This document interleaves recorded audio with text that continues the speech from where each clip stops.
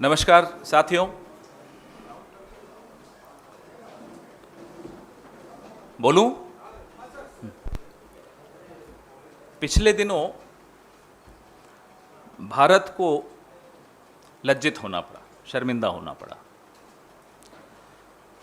पूरा विश्व जिसके मन में एक छवि है भारत की, और वो अच्छी छवि है, पूरा विश्व हैरान रह गया कि भारत के सत्तारूढ़ दल के नफरती चेहरों से, उनके नफरती बयानों से और प्रधानमंत्री की चुप्पी से, और कई सालों की चुप्पी, 8 सालों की चुप्पी, गृह मंत्री चुप और विदेश मंत्री चुप, और ये तीनों, मुझसे ज्यादा आप समझते हैं, तीनों को बोलने का शौक है। ऐसा नहीं है कि बोलने का शौक नहीं है। इस मुद्दे पर जब इनकी अपनी पार्टी के लोग नफरत फैलाते हैं, ये चुप हैं। और विदेश मंत्री का कोई बयान अगर वायरल भी होता है तो वो बयान होता है जिसमें शब्द नेहरू जी के चुराए हुए होते हैं। लेकिन इस मुद्दे पर विदेश मंत्री चुप, पढ़े लिखे व्यक्ति हैं फिर भी चुप। पूरा विश्व देख रहा है कि ये चुप हैं। पिछले 7 वर्षों में इस देश के विपक्ष ने, इस देश के प्रबुद्ध नागरिकों ने, इस देश के बुद्धिजीवी वर्ग ने और इस देश में जो बचा खुचा स्वतंत्र मीडिया है उसने बार बार याद दिलाने की कोशिश की, सलाह देने की कोशिश की, प्रधानमंत्री को ये आभास दिलाने की कोशिश की कि ये देश विविधताओं का देश है, बहुत विशाल देश है, इसको छोटे दिलो दिमाग से नहीं चलाया जा सकता।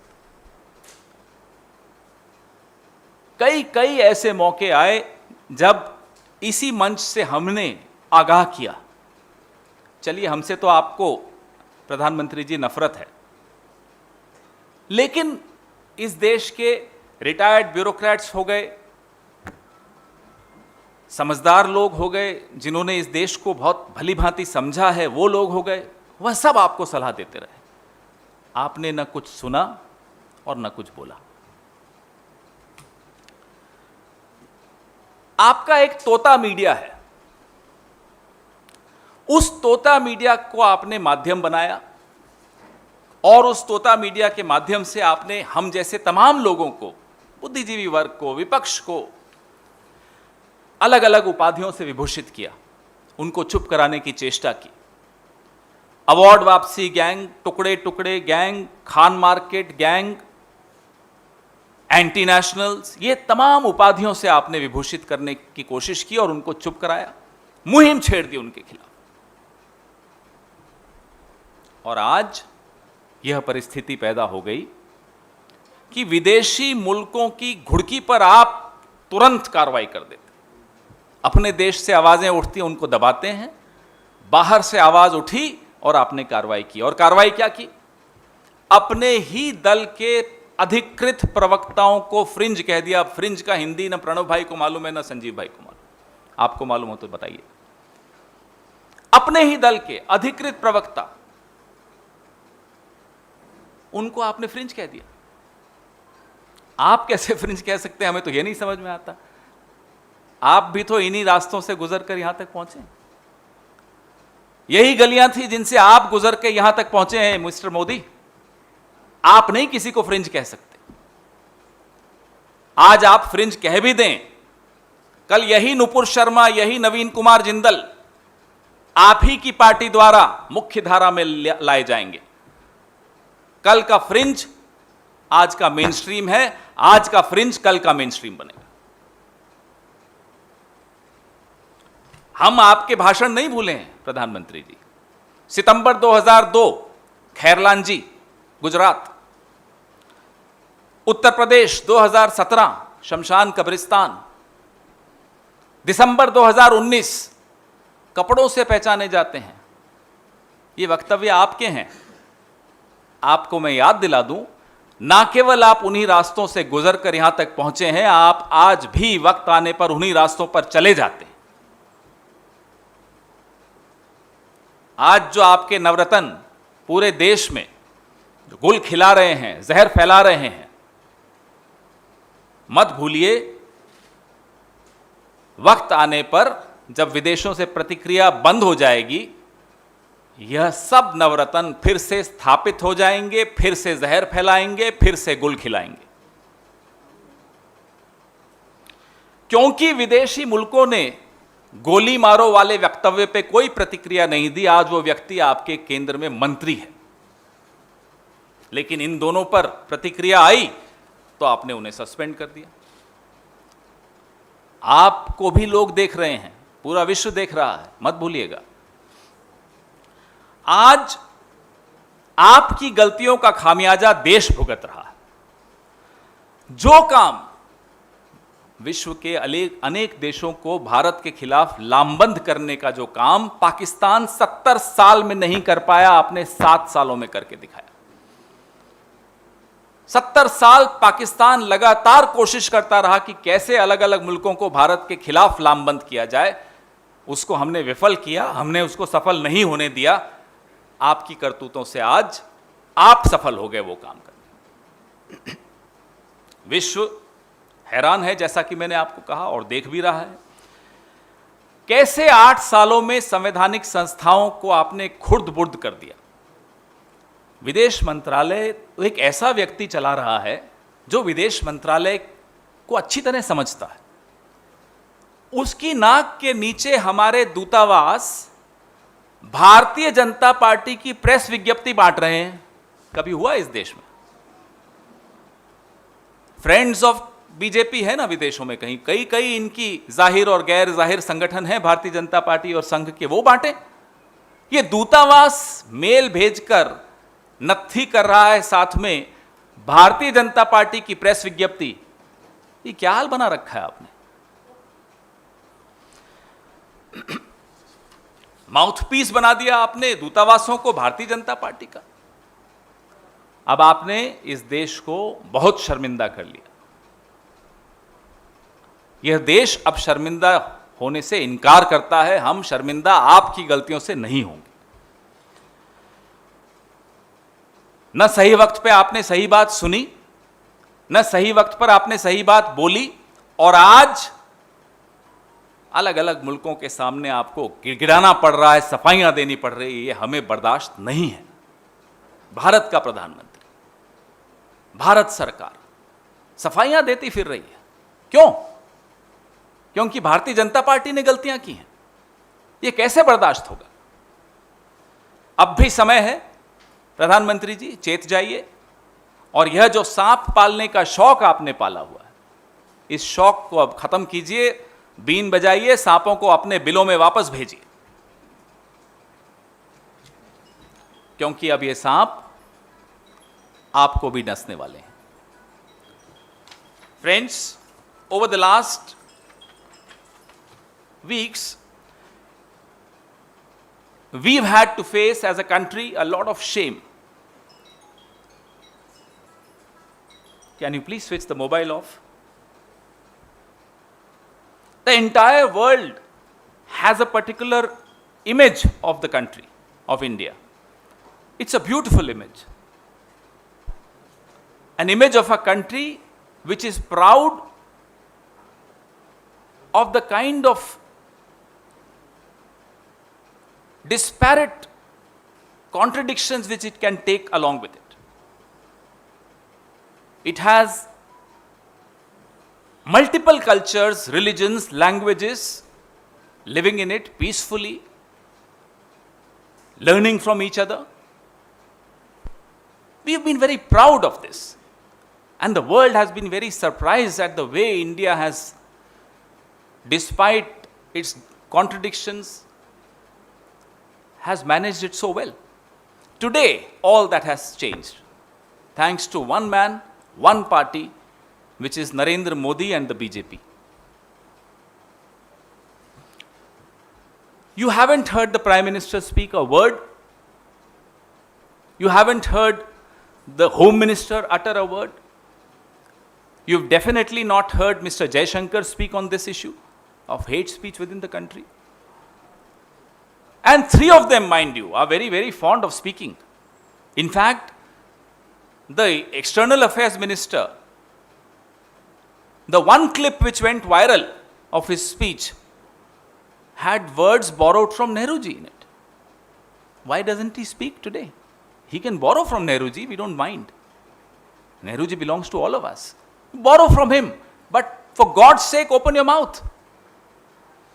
Over the last 7.5, 8 years, the intellectuals of this country, the opposition of this country, retired bureaucrats, diplomats, have been reminding the Prime Minister of his Raj Dharma, have been requesting him to understand how this country, as large as India, is governed. It cannot be governed with a small heart and a small mind. But the Prime Minister not just chose to be silent or to ignore this advice. He chose to use his ecosystem, his parrot media, to discredit these voices, to demonize these voices, to silence these voices by labeling them as Khan Market Gang, Tukde Gang, Award Wapsi Gang, anti-nationals. This is the way they tried to silence all of us well-meaning Indians who were worried about India, who were concerned about India, who were pained about India. You were able to silence some of us, not all. But today, when the world is speaking, we see a worried government. We see a worried Prime Minister. And the Prime Minister who chooses to immediately act when the world speaks, but silences the same voices within the country. And what kind of action was this? They suspend 2 official spokespersons of their party and label them as fringe. Now, how can the Prime Minister even afford to use these words? He's been through the same journey himself. I'm pained when I use these words for him. But we have not forgotten his own speeches, whether it was September 2002 in Khairlanji, Gujarat, 2017 in Uttar Pradesh when he said Shamshan Kabristan, 2019 December when he said we can recognize these people by their clothes. We've not forgotten those speeches. You've not only come through the same journey, you still resort to the same language, the same tactics, the same stunts when you go for elections.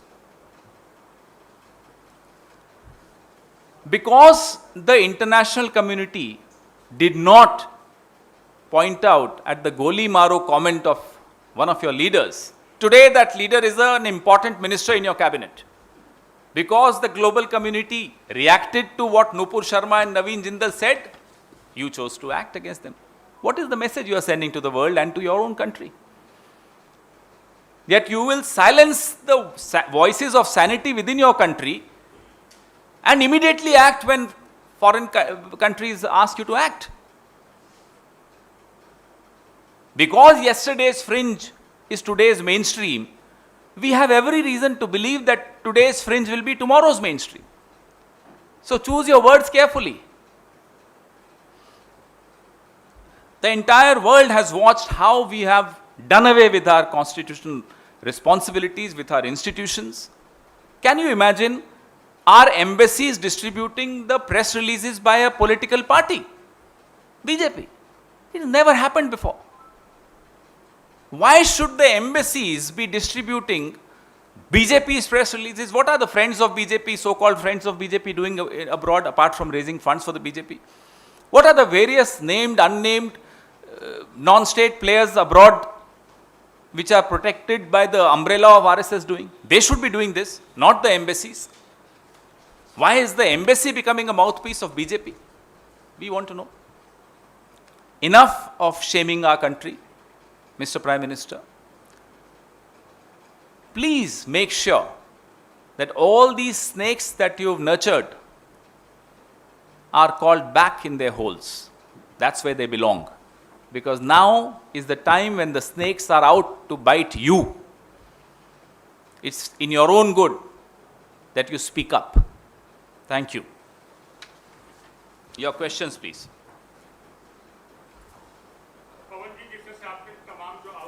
आरोप लगाए भाजपा जब से पश्चिमी अरब देशों में विरोध हुआ है, भारतीय जनता पार्टी ने आईटी विशेषज्ञों के माध्यम से एक सर्वे कराया, जिसमें सितंबर 2014 से मई 2022 तक के बयान खंगाले गए, जिसमें 5200 बयान जो भाजपा नेताओं के थे गैर जरूरी थे, 2600 बयान ऐसे थे जिसमें संवेदनशील शब्दों का इस्तेमाल किया गया। इसके लिए 38 नेता चिन्हित किए गए, 27 को जो ताकीद की गई आपसे आप ऐसा कोई बयान नहीं देंगे, जिसमें कुछ पूर्व केंद्रीय मंत्री हैं, कुछ वर्तमान मंत्री हैं, सांसद भी हैं, विधायक भी शामिल। जब ये हो रहा था और इन्हें सलाह दी जा रही थी, इन्हें ताकीद किया जा रहा था, तब क्या सुनाई नहीं दे रहा था प्रधानमंत्री जी को? आप क्या कहना चाहते हैं कि प्रधानमंत्री को इतनी समझ नहीं है कि इस तरह की भाषा इस देश में नहीं होनी चाहिए? अगर समझ नहीं है तो उन्हें उस पद पर बने रहने का क्या मतलब है? और अगर समझ है और फिर भी चुप थे, जानबूझकर नजरअंदाज कर रहे थे, फिर तो यह बहुत बड़ा अपराध है।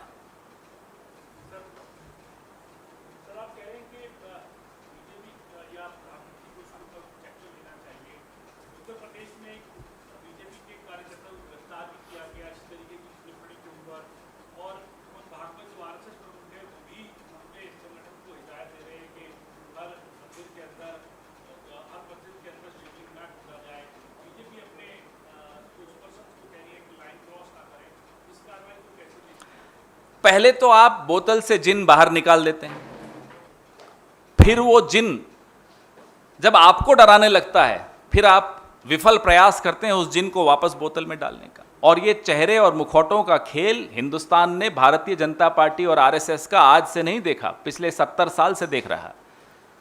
किसी से कुछ कहलवा देंगे, अंग्रेजी में इसको हाइड्रा हेडेड मॉन्स्टर कहते हैं। एक सर कुछ और बोलेगा, दूसरा कुछ और बोलेगा। तो ये चेहरों और मुखौटों की लड़ाई नूरा कुश्ती है और कुछ नहीं है। संघ और भारतीय जनता पार्टी का असली चेहरा एक ही है, मुखौटे बदलते रहते हैं।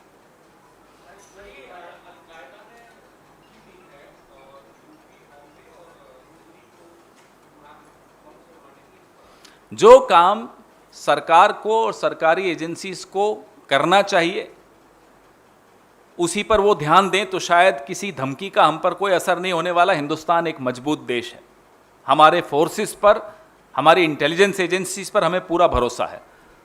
सिर्फ सरकार विफल है। सरकार ने एक माहौल ऐसा बनाया जो उसके अपने अब नियंत्रण में नहीं रहा है। सुबह से शाम तक अब फायर फाइटिंग की जा रही है। सरकार को चाहिए कि अपने काम पर ध्यान दें।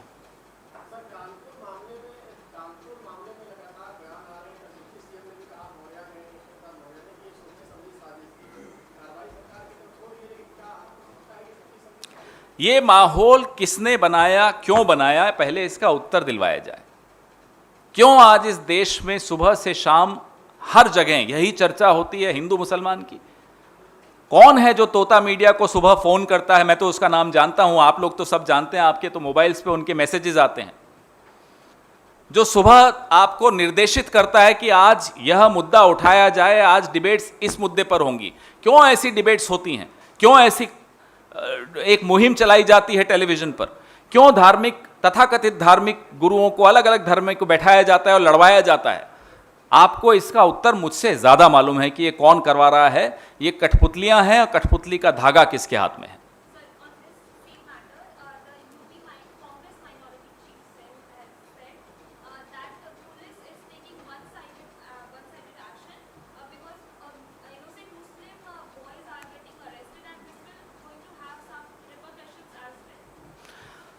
The fact that the government has failed to win the confidence of every single community, whether it's Hindus, Muslims, Jains, Bauds, Sikhs, in itself shows that this is an all-round failure of this government over the last 8 years, thanks to its selective silence, thanks to its selective outrage.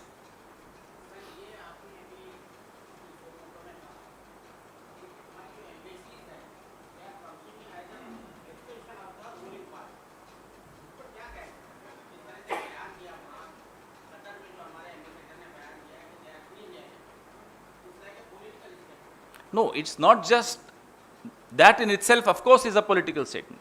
But the fact, and I will share it with you after the press conference, the fact that the embassy in its mails, official emails, is saying attached, please see the statement, and the statement is of the BJP, on the letterhead of the BJP.